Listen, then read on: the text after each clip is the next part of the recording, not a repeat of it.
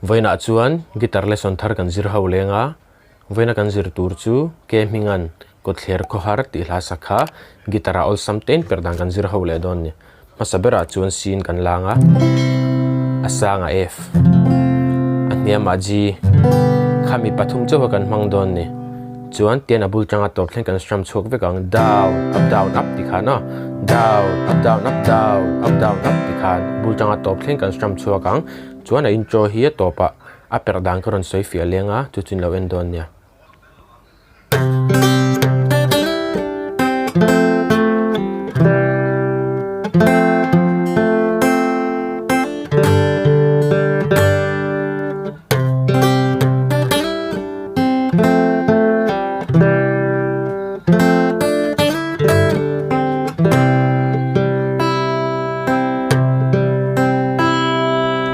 in Kawtthler tual dai ka fan le zan ka shiat ren na nyak nu ka chui chul chang nu run ram man yang zo ta mo kan tual len na ten i bum na shui in min hlia min hle irin nom na in a nung chon le ya ka din Rianna in min rima kangot kabing Timna in min zinta kalung azing Kawtthler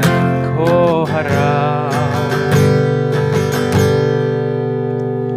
Huang lau dai kual chan katang ta siya In Kawtthler tual dai ya lung le na ram ri ka kham sualem ni min chon tu anom lo I dot tu in ka bengalu tat tua ka buai ril ru hiam wang ka thin lung au ruai a au ri thang khok chuan ka nun hi anwai rong ka kin anwai ya kan na zuai Kawtthler Khawhar liam nu kan tiam thu liam nu an changa tiang nu kan kar thu kasu in Kawtthler tual dai min ron shuai thinga lung len lung hun turin pen khat ma pen lovin in run ka fang ching khat ma ching lovin ton mang ka mang shiat ren na ramma yani bing athang ma satuna thin lung thuana adang Kawtthler Khawhar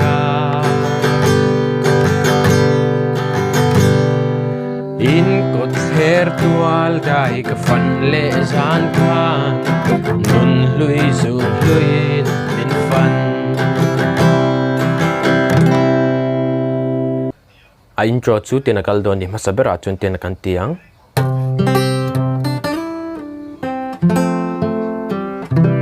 dikhana kuzung puin C kan meta C bass line kha 5th string 3rd fret kha kuzung tein heta first string 3rd fret kan zuk met telang kha kha kuzung pathum hiang kan finger roll lang kha arwalin kan thiam lo chun noi che kha a pathum khan du le tian bohan di thai tia kan thiam lo chun bohan ti top thai bohan ti top thai ni chu chuan kuzung puin heta 5th string kan let lang dikhana chuan kuzung te in heta 2nd string 3rd fret avoi khat kan metanga avoi ni na 5th fret kan slide anga dikhana kan let lang 3rd fret chuan first fret dikhana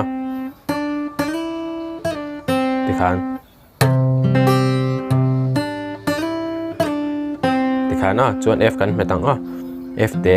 heta C kan meta anwai a step khat ve da thak kha chuan khata kan me ho pathum kha kuzung chang pathum thau hian kan finger roll le kan me chin ho kha kan tianga chuan kuzung lai kan me na kha kan pull off ang kan meta kan open le tin an chu tikha na chuan sia kan let lenga sia khan achung kan me pathum third fourth kati fifth third fourth kha kan finger roll leng tikha na bul changin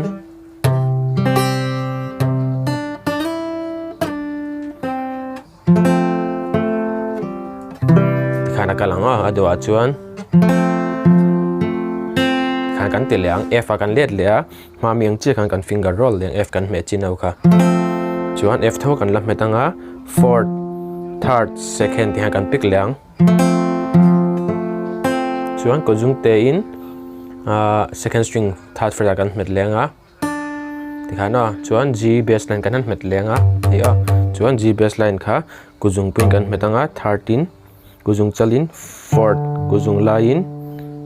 third kuzung uin second kha khami pathu khami pali kha kan finger roll le tikha na tian tikha na anuwa kuzung chalin fourth second kati fourth third tin an chu fourth second 11 third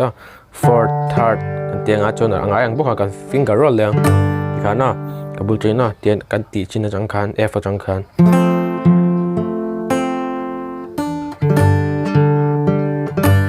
na aru avai khat abul chen kan play le chinang mong changin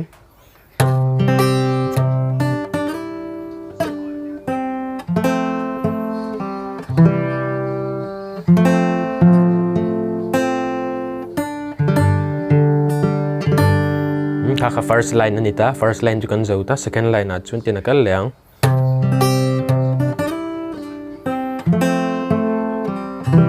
khami thleng ka chule na nga tlaina dang lam chiang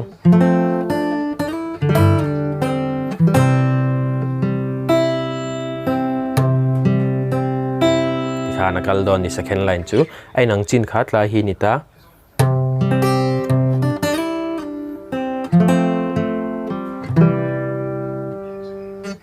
ta thleng khai le nang ta hian nakal lang ma ta thleng khai nang ta hian hey kuzung te in third string kati second string third fret chang kan slide tang chuan heta G baseline khama 6 string third fret kan belanga kuzung te kha fifth string kati third second string fifth fret kan let chuan kuzung puin 6 kan meta kuzung chalin fourth kuzung lain third kuzung uin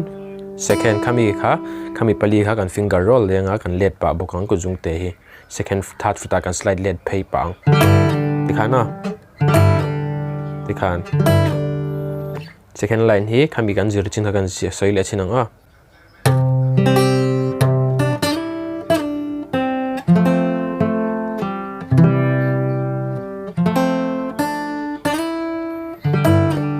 kan thiam to tro chuan dana line kuzung chalin second string first fret kan open liang sia kan finger roll le don ni chu hey fifth fourth third second kha kan met rolang rolin finger roll kan thiam lo chuan rolin kan ti top mai don ya kha chu ipo kan ti theya ka arin ai nal leita finger roll le roll lo kha chu ikana kal thai ni chu kan thu ni chuan MIZO khan kuzung chalin third string kan metanga first kan met lenga open in first string kha chuan nuwa second kan let leang tikhan chuan kuzung puin sia fifth string third fret kan met lenga kuzung chalin third string second string tikhan lai khan to atop chin khan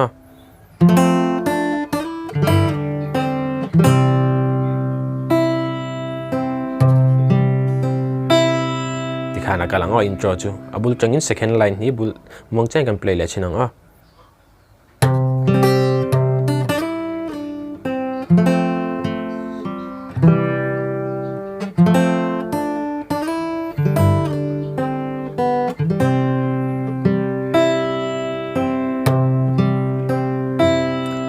in Khawtthler tual dai ti khain to mai MIZO kha chuan abul changen in cho hi first line le second line hi mong chang ka play anga kan du tok don ni